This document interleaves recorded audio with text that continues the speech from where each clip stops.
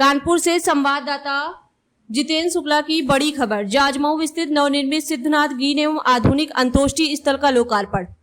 कानपुर नगर निगम द्वारा जनहित एवं पर्यावरण संरक्षण की दिशा में एक और ऐतिहासिक कदम उठाते हुए जाजमऊ क्षेत्र स्थित नवनिर्मित सिद्धनाथ गीन एवं आधुनिक अंतोष्टि स्थल का लोकार्पण उत्तर प्रदेश विधानसभा के माननीय अध्यक्ष सतीश महाना जी, नगर के माननीय महापौर श्रीमती प्रमिला पांडे जी द्वारा संयुक्त रूप से किया गया। यह महत्वाकांक्षी परियोजना नगर निगम कानपुर के निरंतर प्रयासों एवं ग्रीन रिवोल्यूशन फाउंडेशन स्टार्टअप के सहयोग से संभव हो सकी। इस परियोजना का उद्देश्य नागरिकों को स्वच्छ, सम्मानजनक एवं पर्यावरण अनुकूल दाह संस्कार सुविधा का उपलब्ध कराना है। कानपुर जैसे बड़े महानगरों में पारंपरिक अंतोष्टि स्थलों की लकड़ी की अत्यधिक खपत, वायु प्रदूषण और वृक्षों की कटाई की समस्या लंबे समय से विद्यमान रही है।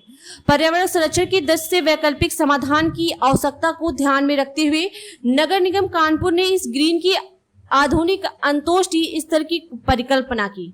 वहीं विधानसभा अध्यक्ष सतीश महाना ने अपने संबोधन में कहा कि नगर निगम द्वारा निर्मित यह ग्रीन एवं आधुनिक अंतोष्टि स्थल न केवल कानपुर के नागरिकों को आधुनिक सुविधा प्रदान करेगा, बल्कि यह परियोजना पूरे देश के लिए ये एक आदर्श मॉडल सिद्ध होगी। उन्होंने इस परियोजना में योगदान देने वाले ग्रीन रेवोल्यूशन फाउंडेशन नगर निगम टीम की सराहना की। महापौर प्रमिला पांडे ने अपने विचार व्यक्त करते हुए कहा कि यह अंतोष्टि स्थल कानपुर नगर की बढ़ती जनसंख्या आवश्यकताओं को पूरा करेगा और नागरिकों को स्वच्छ एवं सम्मानजनक वातावरण में अंतिम संस्कार की सुविधा उपलब्ध कराएगा।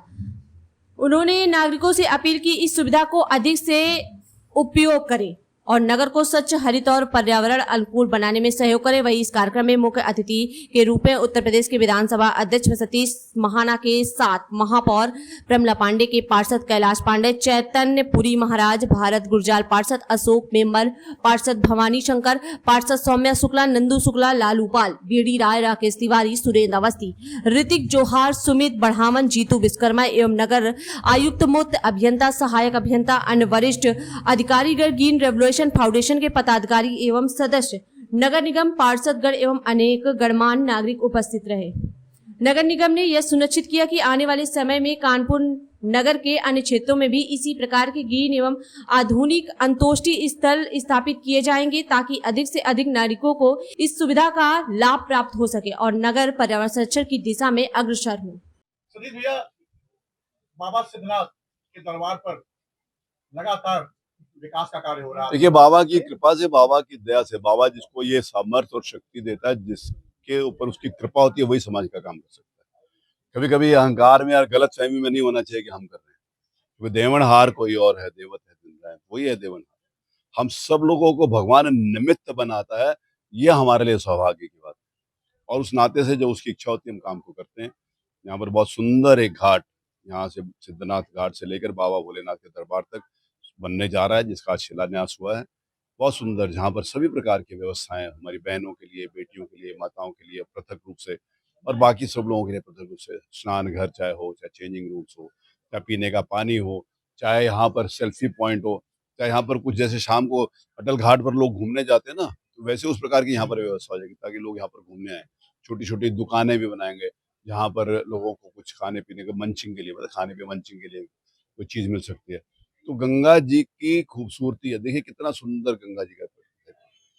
तो ये इसकी अविरलता बनी रहे, उसके लिए सबकी जिम्मेवारी है, पूरे समाज की जिम्मेवारी, और जिसमें पूरा समाज अपना योगदान देता है। सरकारें संसाधन दे सकती हैं और वो दिए जा रहे हैं, ये सबको दिख रहा है, लेकिन उसको बनाए रखने का हम सब लोगों के, मतलब हमारे को, सब लोगों की जिम्मेवारी। उस नाते से हमें विश्वास है कि सुंदर एक यहाँ पर घाट बनेगा। उसके साथ ही यहाँ पर जो भारतीय परंपरा के अनुरूप सभी लोग पहले पुराने जमाने में कंडों से और वो करते थे संस्कार, उसके अनुरूप यहाँ पर ये दरबार में 2 ऐसी व्यवस्थाएं हुई हैं, जहाँ पर लोग अपने संस्कार करने के लिए आ सकते हैं।